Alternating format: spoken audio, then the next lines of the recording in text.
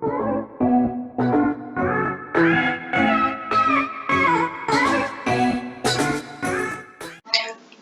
everyone, this is Ria. Welcome, or should I say, welcome back to my channel. Now, in this video, we are starting with the topic monopoly. ये topic है main market forms का second market form. पिछले video में हमने perfect competition market पढ़ा था. इस video में हम मोनोपोली पढ़ेंगे. तो इस टर्म को बाइफरकेट करें, अगर हम ब्रेक डाउन करें, तो पहले आता है हमारे पास मोनो. मोनो मीन्स सिंगल, और पॉली जो है, poly comes from the word polus which means seller. तो monopoly basically means a single seller. अब मोनोपोली एक ऐसी मार्केट कंडीशन है जहां पर एक सिंगल सेलर होता है और वो एक प्रोडक्ट सेल कर रहा होता है, ऐसा प्रोडक्ट जिसका कोई भी क्लोज सब्स्टिट्यूट नहीं होता. For example railways in India. Railways की इंडिया में मोनोपोली है. क्यों? क्योंकि कोई और ऑपरेट नहीं कर रहा है ट्रेन्स को, कि कोई और ट्रेन्स नहीं बना रहा है. सिर्फ एक रेलवेज ही है जो कि ट्रेन्स बनाता है, चलाता है और उसका पूरा एडमिनिस्ट्रेशन देखता है. तो रेलवेज की मोनोपोली है इंडिया के अंदर. अब हम पढ़ेंगे फीचर्स ऑफ मोनोपोली.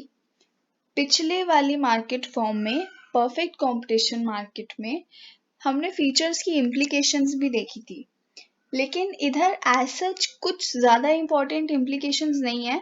मैं इसके साथ साथ ही बता दूंगी. तो फर्स्ट फीचर है सिंगल सेलर, जो कि डेफिनेशन में ही आता है दैट मोनोपोली में एक सिंगल सेलर होता है. और इसकी क्या इम्प्लीकेशन है? इसकी इम्प्लीकेशन है कि सिंगल सेलर का ही पूरा कंट्रोल होता है प्राइस के ऊपर.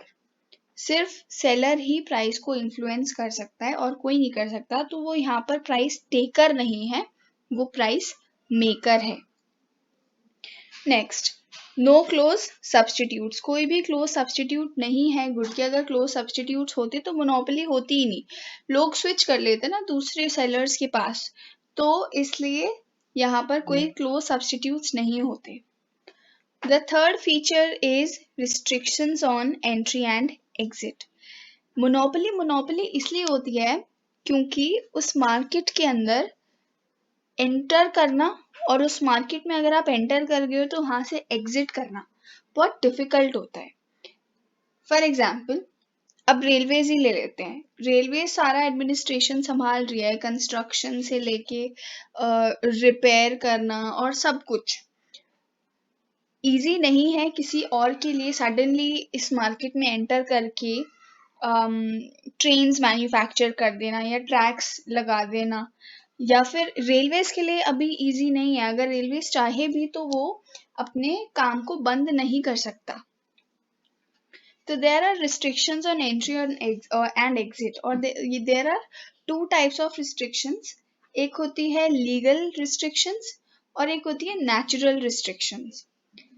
लीगल रिस्ट्रिक्शंस होती हैं जैसे गवर्नमेंट ने रोका हुआ है किसी को कि तुम नहीं कर सकते.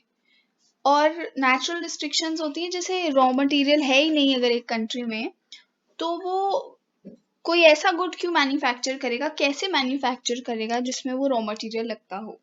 तो यहाँ पर रिस्ट्रिक्शन आ जाती है एंट्री और एग्जिट पर. Now the fifth feature is price determination. Price कैसे डिटरमाइन होता है यहाँ पे?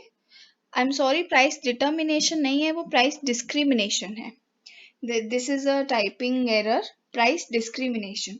तो यहाँ प्राइस डिस्क्रिमिनेशन कैसे होता है? मोनोपोलिस्ट जो है, जो सेलर है मोनोपोली में, वो डिफरेंट प्राइसेस चार्ज कर सकता है डिफरेंट लोगों से, क्योंकि उसके पास सारी की सारी पावर है.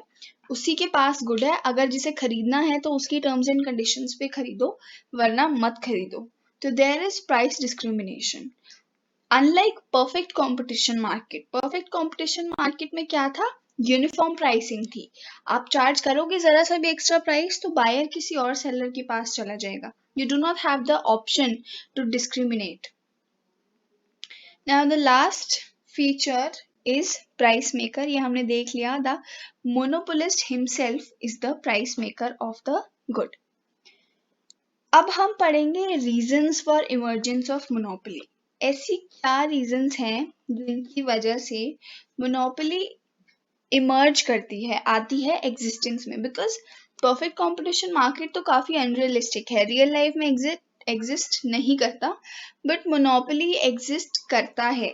तो ऐसी क्या चीजें हैं जो मोनोपोली को सपोर्ट करती है? सबसे पहले गवर्नमेंट लाइसेंसिंग.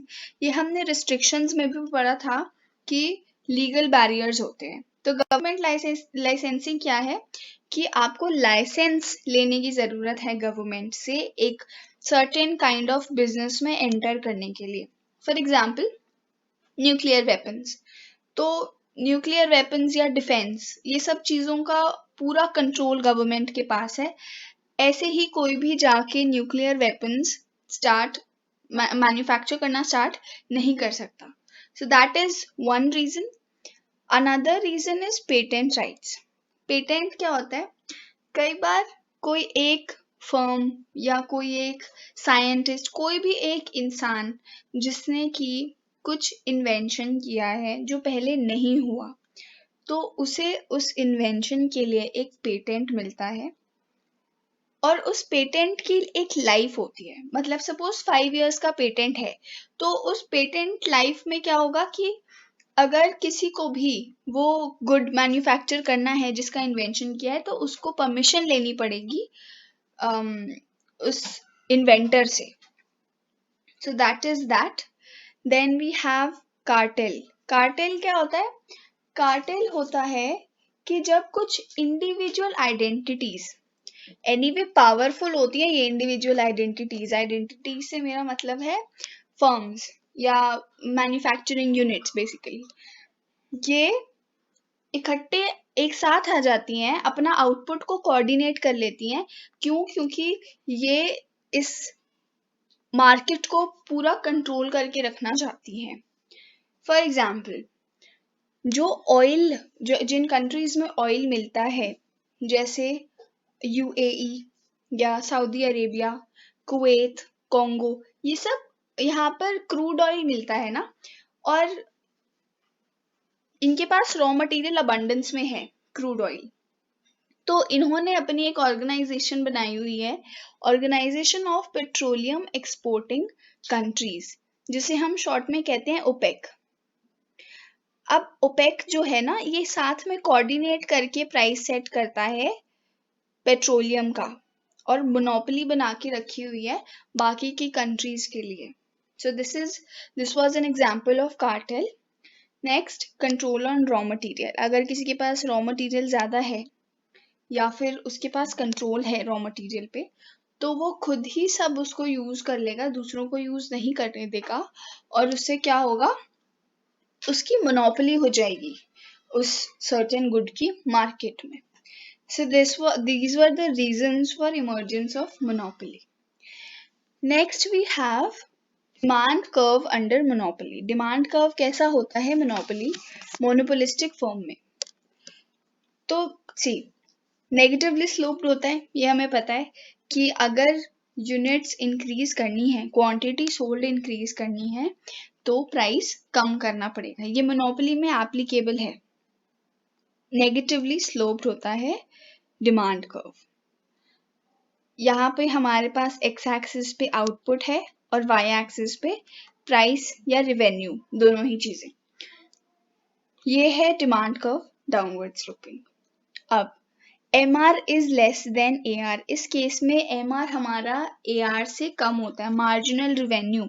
जब हम एक एक्स्ट्रा यूनिट सेल करेंगे तो उससे जो पैसा आएगा वो एवरेज रेवेन्यू यानी कि प्राइस से कम होगा. क्यों कम होगा? क्योंकि प्राइस कम करते जा रहे हैं ना हम हर एडिशनल यूनिट में, तो इसलिए MR is less than AR. So this was all about monopoly in this chapter for class 11th introductory microeconomics. Next video में हम करेंगे मोनोपोलिस्टिक कंपटीशन, और इस चैप्टर की ये सारी की सारी PDF, ये जो यहाँ पर मैंने नोट्स बनाए हुए हैं, काफ़ी short notes for quick revision. इसका लिंक आपको डिस्क्रिप्शन में मिल जाएगा, you can go and download them. Also, if you liked this video, if you found it helpful, you can subscribe. Thank you.